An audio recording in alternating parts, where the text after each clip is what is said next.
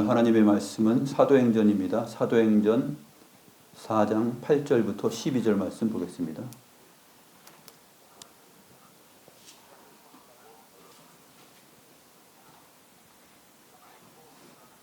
사도행전 4장 8절부터 12절, 신약성경 192페이지입니다.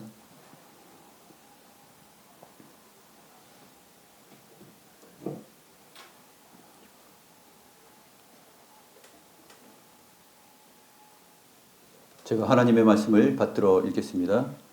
이에 베드로가 성령이 충만하여 이르되 백성의 관리들과 장로들아, 만일 병자에게 행한 착한 일에 대하여 이 사람이 어떻게 구원을 받았느냐고 오늘 우리에게 질문한다면 너희와 모든 이스라엘 백성들은 알라.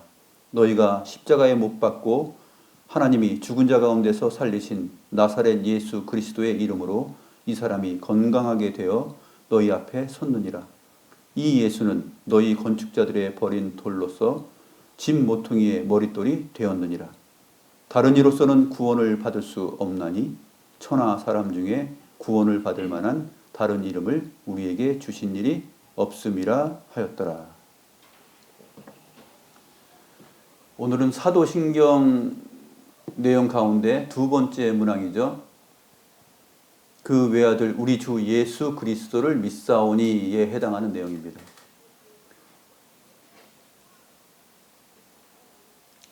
하나님을 믿었던 것처럼 주 예수 그리스도를 믿는 그 믿음을 고백하는 내용입니다. 우리 주님께서 요한복음 그 14장 1절에 하나님을 믿으니 나를 믿으라 이렇게 선포하셨어요. 너희는 마음에 근심하지 말고 하나님을 믿으니 나를 믿으라. 이 부분이 바로 오늘 그 외아들 우리 주 예수 그리스도를 믿사오니라는 부분과 연결이 되는 것이죠. 우리가 하나님을 믿습니다. 하나님 아버지를 믿습니다. 그리고 예수 그리스도를 믿습니다. 그리고 성령 하나님을 믿습니다. 삼위일체 하나님을 믿는다는 그 고백의 내용들을 우리가 앞선 시간에 아주 깊고 자세하게는 아니지만 그래도 어느 정도 살펴보았습니다. 그 내용들을 우리가 머릿속으로 기억하시면서 오늘 그 외아들 우리 주 예수 그리스도를 믿는다라는 이 고백을 어떻게 우리의 신앙의 고백으로 생각할지를 같이 한번 생각해 보도록 하겠습니다. 먼저 하이델베르크 요리문답 29문과 30문 주보에 나와 있는 대로 한번 읽고 시작하도록 하겠습니다. 29문. 왜 하나님의 아들을 예수 곧 구주라 부릅니까? 그가 우리를 우리의 죄에서 구원하시기 때문이고 또 그분 외에는 어디에서도 구원을 찾아서도 안 되며 발견할 수도 없기 때문입니다. 30문. 그렇다면 자신의 구원과 복을 소위 성인에게서나 혹은 자기 자신이나 다른 데서 찾는 사람들도 유일한 구주이신 예수를 믿는 것입니까? 아닙니다. 그들은 유일한 구주이신 예수를 말로는 자랑하지만 행위로는 부인합니다. 예수가 완전한 구주가 아니든지 아니면 참된 믿음으로 이 구주를 영접한 자들이 그들의 믿음에 필요한 모든 것을 그에게서 찾든지 둘 중 하나만 사실입니다.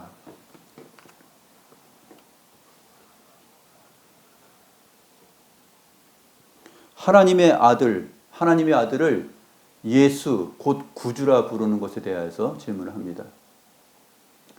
하나님의 아들만이 예수가 될 수 있죠. 예수라는 그 말의 뜻은 천사가 가르쳐 준 것처럼 마태복음 1장 21절이죠. 그 이름을 예수로 하라.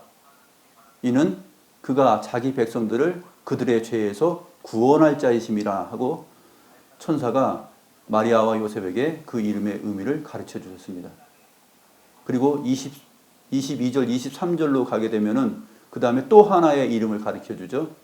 그의 이름을 임마누엘이라 하리라. 자기 백성을 그들의 죄에서 구원할 자이고 임마누엘이라 하리라. 이 말은 하나님이 우리와 함께 하심이라 그런 뜻이죠.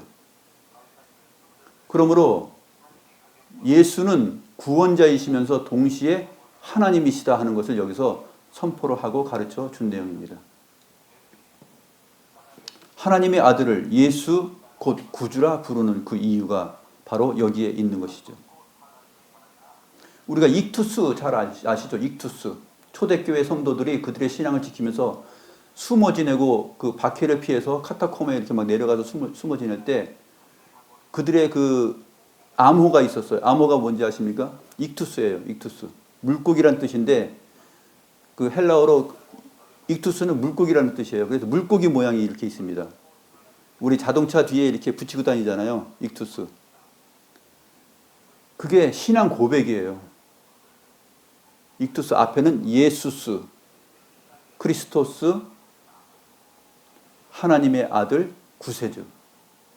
예수스 크리스토스, 데우, 휘오스,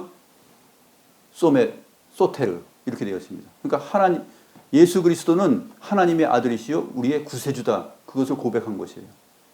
물고기라는 그 모형과 그 단어를 통해서 암호화하여서 그 신앙을 지켜나갔던 것이죠.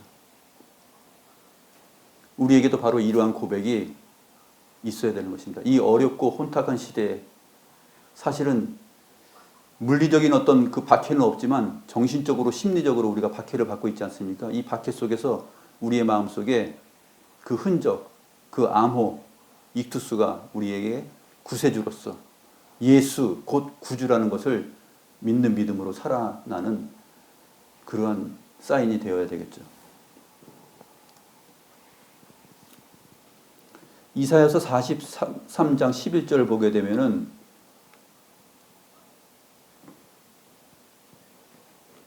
나는 곧 여호와라 그러면서 나밖에 구원이 없다 그랬어요. 이사야 선지자를 통하여서 나는 곧 여호와니 나밖에 구원자가 없다 그랬습니다. 여호와만이 구원자이시에요. 그런데 왜 우리 주 예수 그리스도께서 구원자이실까요? 그 구약의 여호와가 바로 예수 그리스도이기 때문에 그렇습니다. 그래서 그 예수님께서 예루살렘으로 입성하실 때 사람들이 소리친 소리를 기억하시죠? 호산나 다윗의 자손이여 호산나 주의 이름으로 오시는 이여 그런 뜻입니다. 호산나는 이제 구원하소서 뜻이죠. 그분이 우리의 구원자라는 고백입니다. 호산나 호시안나인데 이제 구원하소서. 그 다음에 주의 이름으로 오시는 이여 그 부분은 여호와의 이름으로 오시는 이입니다. 여호와의 이름으로 오시는 이여 이제 우리를 구원하소서라고 많은 사람들이 외쳤던 것이죠.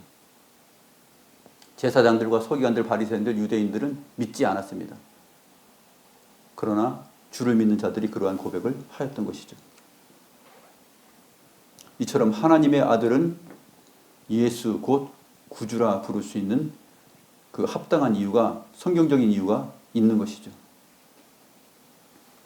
그가 우리를 우리의 죄에서 구원하시기 때문입니다라고 말하고 있고 그분 외에는 어디에서도 구원을 찾아서도 안 되며 발견할 수도 없기 때문입니다라고 하이델베르크 요리문답에서 고백하였습니다.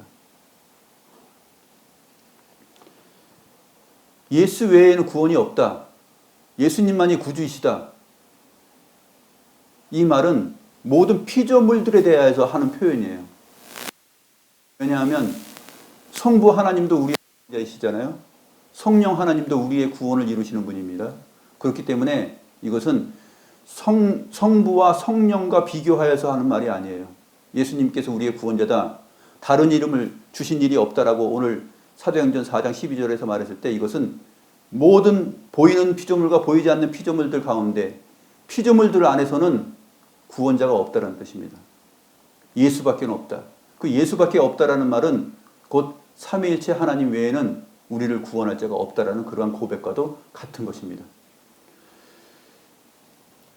이 신구약 성경을 바르게 이해하는 가운데 우리가 잘 이해해야 될 건 뭐냐면 삼위일체 하나님을 얼마만큼 우리가 성경을 따라서 생각하고 이해하면서 집중하느냐에 따라서 성경 여러 곳에 각각의 본문에 대한 이해와 해석이 그 깊이가 틀려요. 그래서 삼위일체 하나님을 이해한다라는 내용은 바로 성경 전체를 풍성하게 이해한다라는 뜻입니다. 이 성경책은 하나님의 자서전과 같아요. 삼위일체 하나님의 자서전. 하나님 자신을 계시하신 것이죠. 성부와 성자, 성령. 그렇게 계시하셨지만 그것이 한 분 하나님으로서 계시된 것입니다. 우리의 구원이 예수 안에 있다 했을 때는 성부가 배제되는 것도 아니고 성령이 배제되는 것이 아니다 하는 것을 꼭 기억을 하셔야 돼요.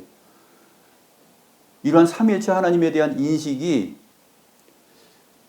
우리의 믿음과 신앙, 그다음 하나님에 대한 이해, 구원에 대한 내용, 믿음을 이해할 때 항상 우리 머릿속에 자동적으로 이렇게 올라와야 돼요.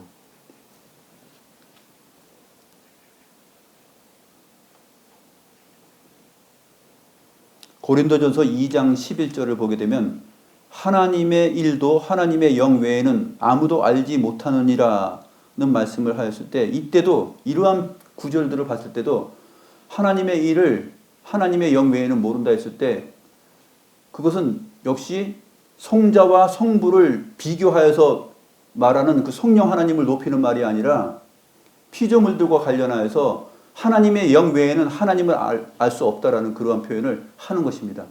곳곳에 이러한 표현들을 생각할 때 우리가 이 삼위일체 하나님에 관해서 생각하고 우리의 구원에 대해서 생각을 해야 되는 것이에요.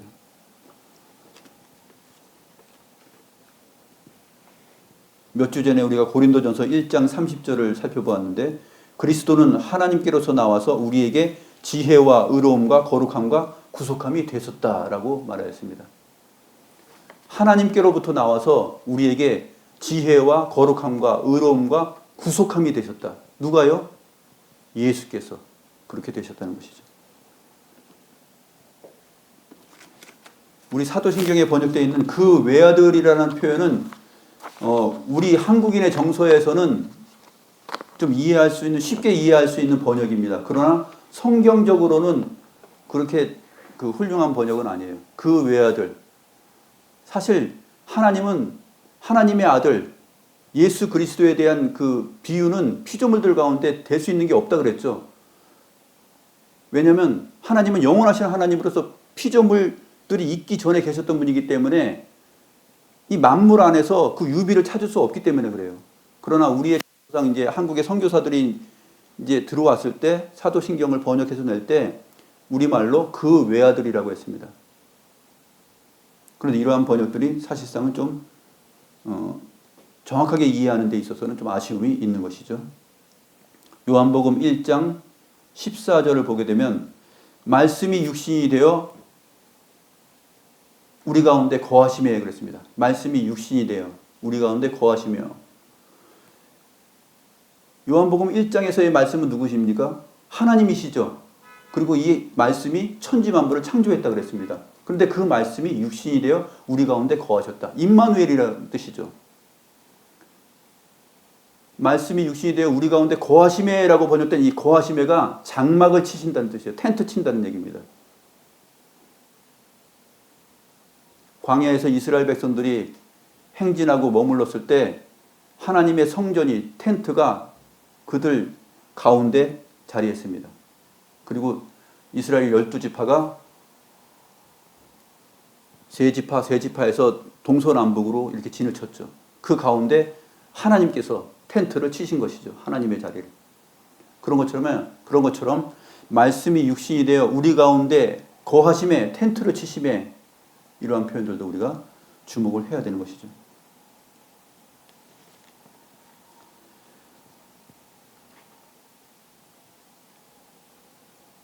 그리고 그분을 독생자라고 설명했습니다. 독생자.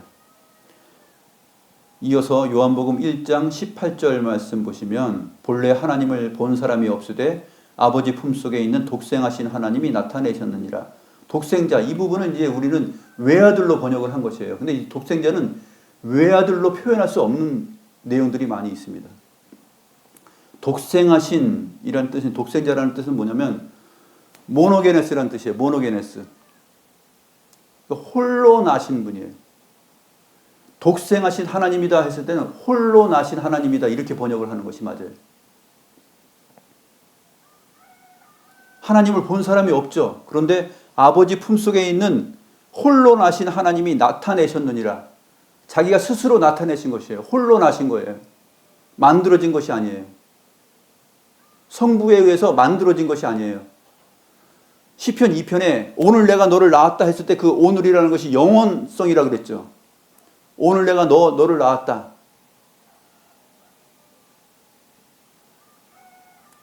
그 시편 2편 7절의 그 표현을 요한복음 1장 18절에서는 독생하신 하나님이 나타내셨다. 혼론하신 하나님이 아버지 품속에서 하나님, 보이지 않는 하나님을 나타내셨다. 이렇게 표현하는 것입니다. 그러니까 그의 외아들 우리 주 예수 그리스도를 믿사오니라는 이 말은 하나님을 믿는다는 말이요, 유일한 구주 예수 그리스도를 믿는다는 뜻입니다.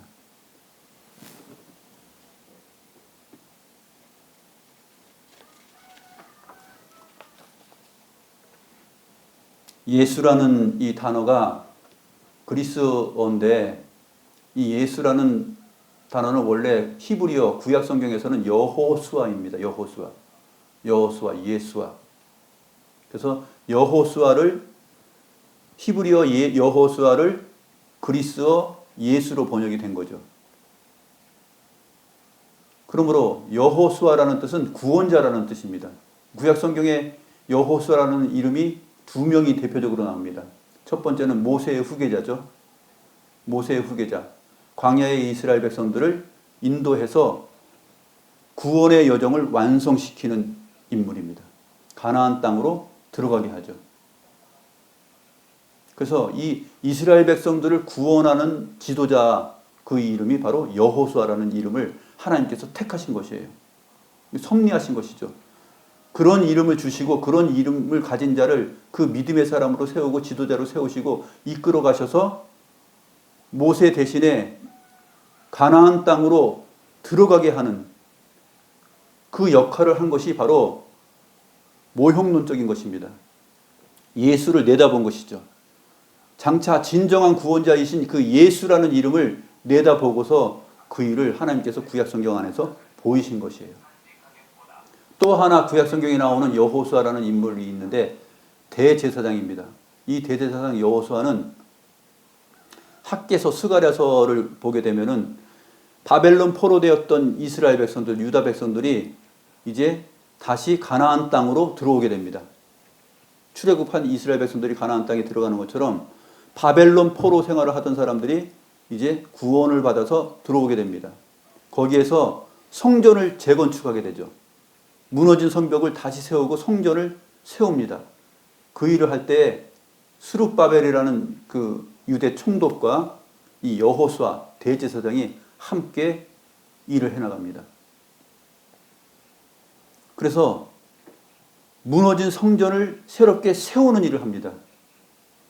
성전을 세운다라는 말을 생각하셨을 때 우리는 요한복음 2장 떠오르지 않습니까? 너희가 이 성전을 헐라. 바로 그 여호수아와 스룹바벨 성전이에요. 너희가 이 성전을 헐라. 내가 사흘 만에 세우리라. 이제 우리 주님께서 참 대제사장이신 여호수아, 곧 예수라는 이름으로 성전 재건을 이루실 것입니다. 이 구약의 이 여호수아라는 인물과 예수라는 이름이 연결되면서 바로 이 예수라는 이름 안에 구원의 내용이 있다는 것이죠. 예수 이름 외에는 우리에게 구원자를 따로 주신 일이 없다라는 것입니다. 모든 피조물 안에서. 그런데 사람들은 도울 힘이 없는 인생들을 의지하고 또 도울 힘이 없는 이 만물을 의지하지 않습니까? 해와 달과 뭐 바람도 의지하고 하여튼 뭐 겁나는 것들, 자기들이 스스로 도달할 수 없는 것들, 알 수 없는 것들, 좀 거대해 보이는 것들을 구원자로 생각합니다. 다른 어떤 것에서도 우리에게 구원을 줄 수 있는 내용물은 없다 하는 것이 성경의 가르침입니다.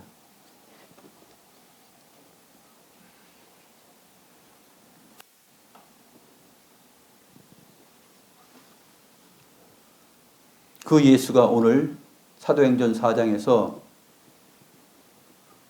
나사렛 예수로 소개됩니다. 나사렛 예수 그리스도. 사도행전 4장의 오늘의 본문은 3장부터의 내용이 이제 배경인데요. 3장 1절부터 보게 되면은 베드로와 요한이 성전에 올라갔습니다. 예배하러 이제 올라갔는데 나면서부터 걷지 못하는 그 사람이 성전 미문에 이제 앉아 있는 것이에요. 구걸하여서 사람들로부터 무엇을 얻으려고 한 것이죠.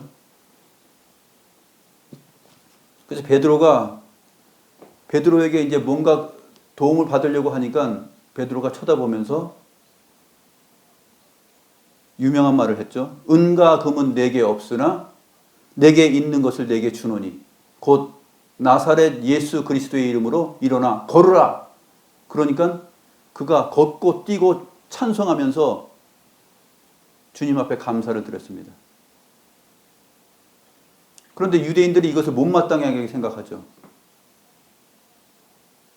베드로가 솔로몬의 행각에서 설교를 하고 설명을 합니다. 이 일이 어떻게 된 것인지 설명을 하죠. 그러나 제사장들, 서기관들, 관리들 이렇게 높은 직분이 있는 사람들은 그것을 시기하고 질투합니다. 믿지 않습니다. 그래서 하루 동안을 가두어 놨다가 그 다음에 다시 대화를 시작하는데 그때 나온 설교 내용이 바로 오늘 본문 사도행전 4장 8절에서 12절입니다.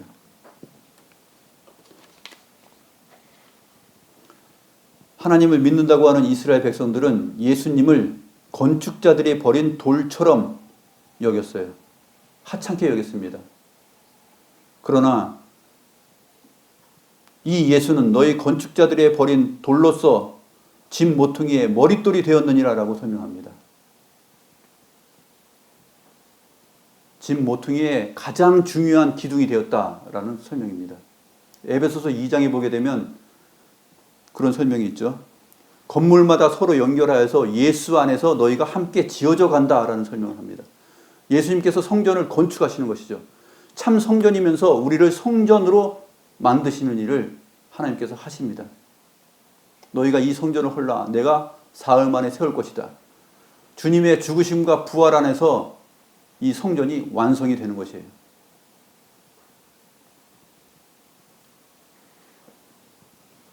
바로 구약의 여호수아처럼 예수라는 이름으로 그 일을 하시는 것입니다. 그런데 베드로의 이 말을 볼 때 많은 사람들이 거꾸로 사는 것 같아요. 나사렛 예수 그리스도는 나에게 없지만 은과 금이 있는데 너에게 도움 줄게. 이렇게 될 것을 원하고 있지 않습니까? 은과 금이 곧 구원이다 라고 생각할 수 있는 것이죠. 베드로의 이 말은 요즘처럼 이렇게 은값이 오르고 금값이 엄청나게 올랐을 때 다시 한번 우리가 생각해 보게 됩니다.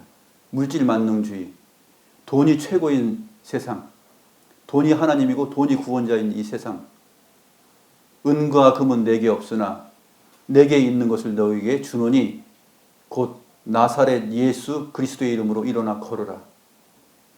이 말이 주는 의미는 상당히 큰 것입니다. 우리가 이 믿음으로 살아야 되는 것이죠. 요한복음 2장에 보게 되면 그 나다나엘과 빌립과의 그 대화가 있지 않습니까? 빌립이 이제 예수님을 만난 다음에 야, 나다나엘, 우리가 모세의 율법에서 기록한 것과 여러 선지자들이 기록한 바로 그분, 그 메시아를 만났어. 그러니까 나다나엘이 아이, 무슨 나사렛에서 선한 것이 날 수 있어. 이렇게 얘기하죠.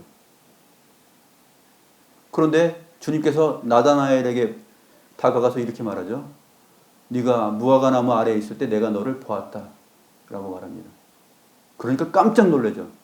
단순히 나무 아래에 있었던 것을 봤다. 그것이 아니라 그 말 속에서 무엇이냐면 나무 아래에 앉아서 모세의 율법에서 기록하고 있고 여러 선지자들이 기록한 그분이 과연 누구일까? 그것을 항상 생각하는 그 이스라엘의 한 사람으로서 있었던 것이에요. 네가 무화과 나무 아래에서 앉아 있었을 때 내가 너를 봤다 했을 때 바로 그것입니다. 이 문맥이 바로 그것을 말해주고 있어요. 그래서 우리 주님께서 그것보다 더 큰 것을 너가 알게 될 것이다.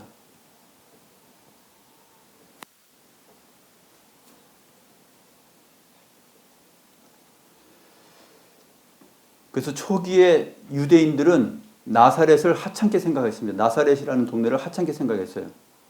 이 나사렛은 원래 넷제르라는 단어거든요. 넷제르라는 단어는 이사야서에 나오는데 그 다윗의 자손으로 오실 그 메시아를 가리키는 순 또는 가지, 싹 그런 말들이 이사야서에 나옵니다. 그때 가리켜 그 메시아의 그 특성을 설명하는 순, 싹, 가지에 해당되는 넷제르라는 단어예요.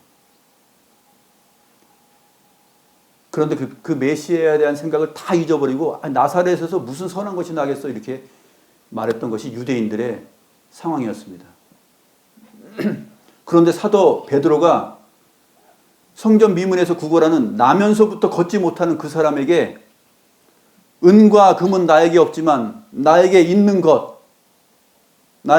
것으로 너에게 주노니 곧 나사렛 예수 그리스도의 이름으로 일어나 걸으라라고 선포한 것이에요.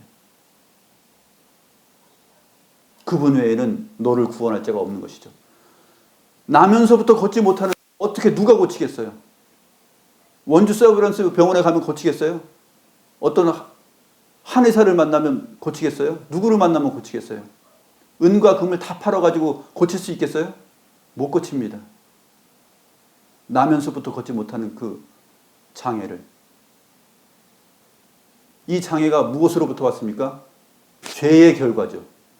아담과 하와의 범죄로 인한 죄의 결과로 생로병사 그 내용들이 온 것입니다. 병이 오고 그 다음에 사망이 오는 것이죠. 주님께서 모든 병자들을 다 치료하시는 그 사역을 하실 때 단순히 병자를 치료하는 데 목적이 있었던 것이 아니에요. 이 병을 치료하는 것은, 이 불치병을 치료하는 것은 그 능력은 바로 내가 구원자라는 것을 계시하신 것이죠. 즉 내가 병을 치료하는 자가 아니라 그 질병의 근원이 되는 죄를 사하는 권세가 나에게 있다라는 것을 보여주신 것이에요. 그래서 여러 사람들이 중풍병자를 메고서 지붕을 뚫고 들어오잖아요. 그랬을 때 그 상황을 보면서 너 믿음이 크다. 내 죄 사함을 받았느니라 라고 얘기하잖아요.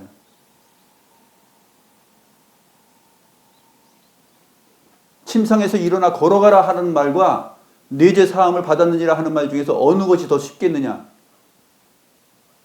어느 것이 더 쉽겠어요?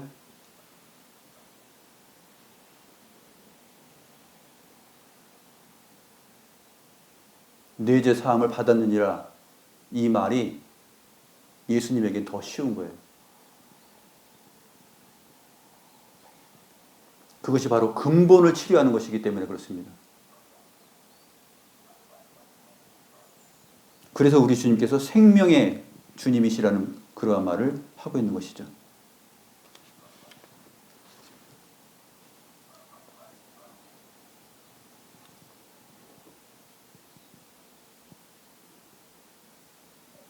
그래서 이러한 나면서부터 걷지 못하는 사람을 치료한 그 내용을 통하여서 질문을 받은 베드로가 성령이 충만하여서 이러한 말을 하고 있는 것입니다.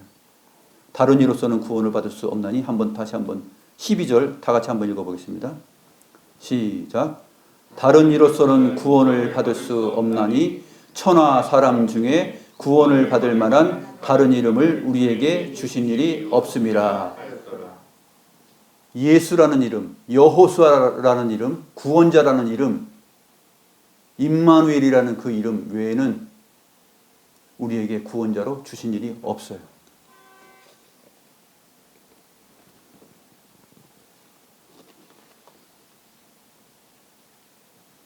그래서 오늘 하이델베르크 요르문다 29문에서는 다른 방법으로는 주신 일이 없다라고 말하면서 30문에 가서 구체적으로 그 다른 것들에 대하여서 설명을 하고 있습니다. 30문에 보게 되면 그렇다면 자신의 구원과 복을 소위 성인에게서 혹은 자기 자신이나 다른 데서 찾는 사람들도 유일한 구주이신 예수를 믿는 것입니까? 라고 질문을 합니다. 이것은 로마 카톨릭의 그 잘못된 구원관에 대하여서 지금 지적을 하고 있는 중입니다. 이 하이델베르크 요르문답이 1563년에 쓰여졌기 때문에 이 당시까지만 해도 로마 카톨릭의 그 구원관이 좀 지배적으로 있었던 것이기 때문에 개혁된 교회 안에서 이것을 성경적으로 지금 정리하는 것이죠. 첫 번째, 소위 성인에게서, 로마 가톨릭 교회에 있어서 구원은 성인에게서 찾을 수가 있었던 것이에요. 첫 번째 성인은 누구입니까? 대표적으로 성모 마리아죠. 성모 마리아. 거룩한 어머니 마리아.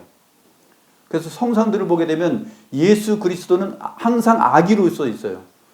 하나님의 아들이 항상 아기로 써 있어요. 그리고 마리아의 손에, 품에 안겨 있습니다. 성모 마리아가 더 커요.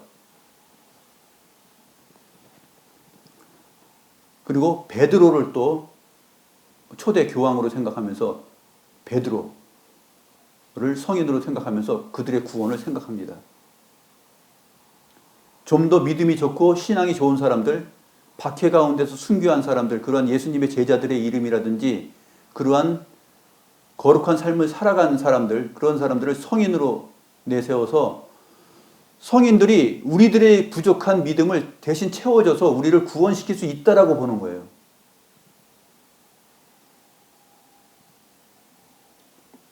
그래서 마리아 같은 경우에는 무흠수태설이 있죠. 그리고 마리아 승천설이 있어요. 무흠수태설은 마리아는 처음부터 죄 없이 태어났다는 것이에요. 처음부터 죄 없이 태어나서 죄가 없는 분이에요. 마리아가. 그렇게 소개를 합니다. 죄가 있으면 어떻게 하나님의 아들을 낳을 수가 있어? 이런 공식이죠. 그리고 이 마리아는 죽지 않고 승천했다는 것이에요. 승천해가지고 하나님 보좌 우편 그 예수 그리스도 옆에 지금 계세요. 그래서 마리아께 기도하면은 그 기도를 성모께서 들어주신다 하는 신앙이 로마 가톨릭의 가르침입니다. 예수 외에 성모 마리아 또는 베드로, 다른 성인들, 그들을 구원의 대상으로 함께 믿고 있어요. 성경에서 말하는 구원은 예수 이름 외에는 주신 적이 없죠. 그들이 하찮게 여기는 나사렛 예수, 그러나 그 나사렛 예수는 다윗의 자손으로 오셔서 우리의 구원을 이루실 분이라는 것이 구약 성경의 핵심 내용이에요. 근데 그 나사렛을 하찮게 여겼던 것이죠. 나사렛에서 무슨 선한 것이 나겠느냐 하면서.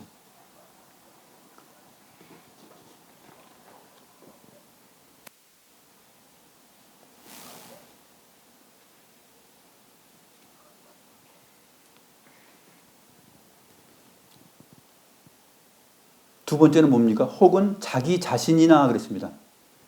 성인들 말고 또 자기 자신을 또 구원과 연관시키는 경우가 있죠.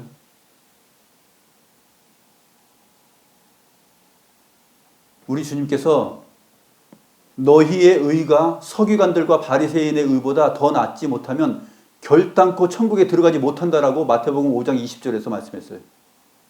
근데 우리의 의가 우리의 구원을 이루는데 조금이라도 역할을 할 수 있겠습니까? 우리의 의, 우리의 기도 생활, 우리의 헌금 생활, 또 우리의 예배 생활, 우리의 구제하는 삶의 내용들, 이러한 것들이 나를 구원하는 이 구원의 문제에 기여할 수 있겠냐고요. 그 율법을 지킴으로써 기여할 수 있겠습니까? 이것이 바로 서기관들과 바리새인의 가르침이었는데, 서기관들의 그 가르침과 그들의 의보다 더 낫지 못하면은 결단코 천국에 들어갈 수 없다 그랬어요. 예수 그리스도 안에 있는 그 의, 예수 그리스도로 말미암는 의가 아니고서는 결단코 천국에 들어갈 수 없다라는 것이 성경의 가르침입니다. 우리 사도 바울이 말한 내용 잘 알고 있죠. 내가 율법으로는 흠이 없는 자라 그랬어요. 내가 율법으로는 흠이 없다. 그렇게 도덕적으로 살았어요. 그렇게 선하게 살았습니다. 예수를 알지 못했죠. 나사렛 예수 하찮게 여겼습니다. 그가 하나님의 아들, 하나님이신 것을 알지 못했어요. 예수 만난 다음에 어떻게 됩니까? 내가 이 모든 것을 다 배설물로 여긴다 그랬잖아요. 자기의 출생, 자기의 가문의 배경, 성장 과정, 교육, 언어의 능력, 이 모든 것들, 율법의 의로는 흠이 없는 것까지라도 다 배설물로 여깁니다. 왜 그렇습니까? 예수 그리스도 그 이름 외에는 나를 구원할 수 없기 때문에 그렇습니다. 그것을 알았기 때문에 그래요. 그래서 성인에게서도 찾을 수 없고 자기 자신에게도 찾을 수 없다라는 것을 하이델베르크 요리문답에서 답을 하고 있습니다. 또 다른 데서도 찾을 수가 없다 했는데, 다른 데서는 이제 로마 카톨릭을 배경으로 했을 때는 면죄부 같은 것이죠. 면죄부를 만들어 놔서 결국은 이 그 베드로 성당을 지으려고 했던 그 욕망 아닙니까? 큰 예배당을 지어가지고 결국은 자기네들의 권위를 자랑하고 싶었던 내용이죠. 면죄부를 만들었습니다. 그 면죄부를 돈을 주고 사야 되는데, 면죄부를 사기 위해서 헌금함에 돈을 땡그랑 넣게 되면은 그 땡그랑 소리가 하늘에 들리면은 바로 나의 죄가 사함 받고 구원을 얻게 되는 것이에요. 그렇게 설명을 했죠.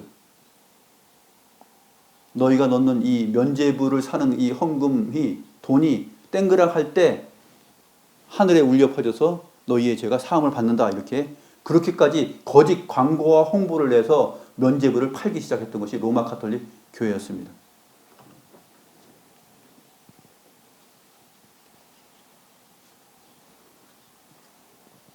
마태복음 7장 지난번에 살펴봤을 때 너희가 주의 이름으로 선지자 노릇하고 귀신을 쫓아내고 많은 권능을 행하였다 그래도 주님께서는 내가 너를 도무지 모른다 그랬습니다. 내 아버지의 뜻대로 행하지 않고서는 구원을 얻을 수 없다라고 설명을 하신 것이죠.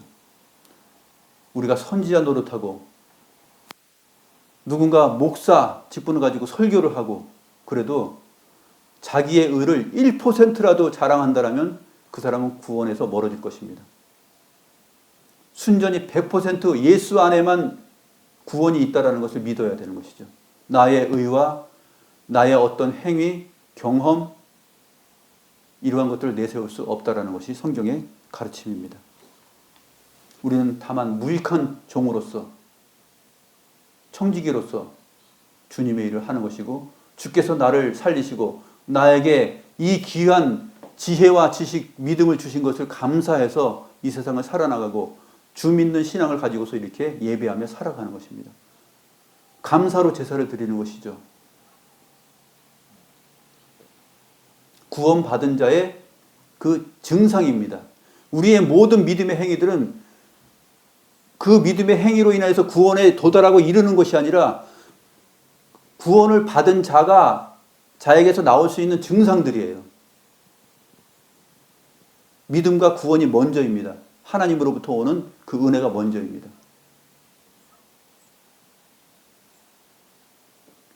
하나님의 영이 그 믿음을 우리에게 심어주시는 것이죠. 그래서 믿음은 빈손이에요. 빈손. 이 믿음이 빈손이라는 말은, 믿음은 모든 것을, 모든 은혜와 구원과 은총의 내용들을 하나님으로부터 주세요라고 벌리는 빈손이에요. 내가 요만큼 했어요라고 내 손에 무엇을 쥐고 있는 것이 아니란 얘기예요. 주님, 나 이것도 했어요, 저것도 했어요라고 내 손 안에 어떤 것도 없어요. 믿음은 뭐냐면 빈손이에요. 온전히 주님으로부터 오는 그 은혜로 인하여서 내가 은혜를 누리고자 합니다. 주여 저를 불쌍히 여기시고 은혜를 주옵소서라고 빈손을 벌리는 거예요. 믿음은.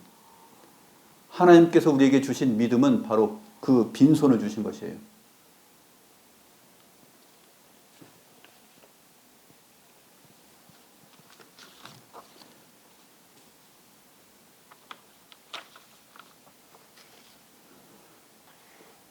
그래서 다른 어떤 곳에서도 이 구원을 찾을 수 없다.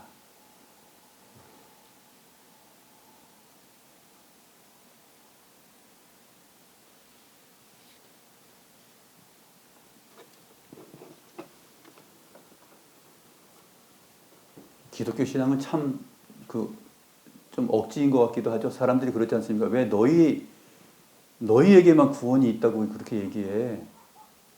다 종교는 두루두루 다 좋은 것이고 좋은 얘기하는데 다 구원 아니야? 그렇게 이렇게 종교다원주의로 가는 그런 내용들이 많이 있죠. 또 그러한 발상들을 많이 합니다. 그리고 그렇게 하는 것이 합리적인 사람처럼 보여요. 현대인으로서 합리적인 사고를 가진 사람처럼 보입니다. 르네상스 이후에 사람들이 그 인문학이 발전하면서 그 인간의 이성이 강조되죠. 하나님이라는 그 종교와 신앙의 자리에 인간의 이성이 올라옵니다. 나는 생각한다, 고로 존재한다라는 이러한 말들이 나오게 되고요. 자기가 존재하는 것, 자기가 생각할 때 존재하는 것입니까? 철학적인 질문들인데, 인간의 이성이 창조주 하나님을, 섭리하시는 하나님을 대신하고 구원자를 대신합니다. 인간의 이성은 굉장히 사려 깊고 도덕을 만들어냅니다. 그리고 합리적인 사람으로 만들고 대화와 타협을 하고 선을 추구하고 공익을 추구합니다. 이 좋은 것이 사실은 하나님께서 우리에게 주신 구원의 열매로서 마땅히 하나님을 사랑하고 이웃을 사랑하는 쪽으로 가야 되는데, 이 인본주의는, 철저한 인본주의는 철저한 합리적이고 소통하고 대화하고 도덕을 이루어 가지만 그 자리에 하나님이 빠져 있어요. 그래서 위험한 것이에요. 너무나 좋아 보이고 좀 소통이 되는 것 같은데 소통이 안 되는 이유는 뭐냐면 자기의 구원을 거기에서 찾아요. 내가 이 정도 사는데 예수 믿는다고 하는 사람들보다 더 낫게 사는데 그렇게 생각할 수 있는 것이죠. 그러나 나는 죄인입니다. 나를 구원해 주셔서라고 그 예수를 만나는 일이 아니고서는 그들에게는 구원이 없어요. 우리는 늘 부족하지만 우리의 늘 부족함을 인식하고 하나님의 크심을 생각하고 하나님의 은혜를 사랑하면서 빈손으로 그 믿음으로 주여 저희를 긍휼히 여기시옵소서 라고 기도하면서 살아가는 것이죠.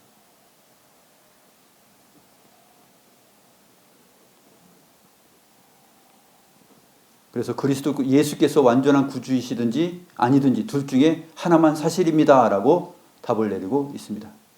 기도하겠습니다.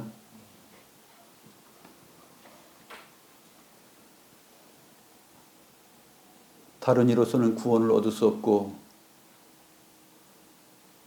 오직 예수 이름 안에 구원이 있다는 사실을 신구약 성경 전체가 말을 하고 있는 사실을 저희들이 살펴보았나이다.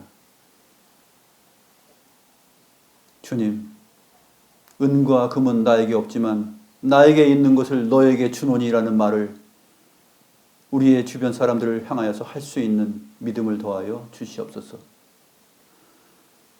나사렛 예수 그리스도는 나에게 없지만 은과 금은 있으니 내가 너를 도와줄게, 내가 너를 위로해 줄게, 내가 너를 구원해 줄게 라는 이러한 착각 속으로 가지 않도록 주여 나사렛 예수를 힘있게 붙드는 저희들 믿음, 저희들의 빈손 되게 하여 주시옵소서. 감사함을 드리며 살아계신 우리 구주 예수 그리스도의 이름으로 기도드리옵나이다.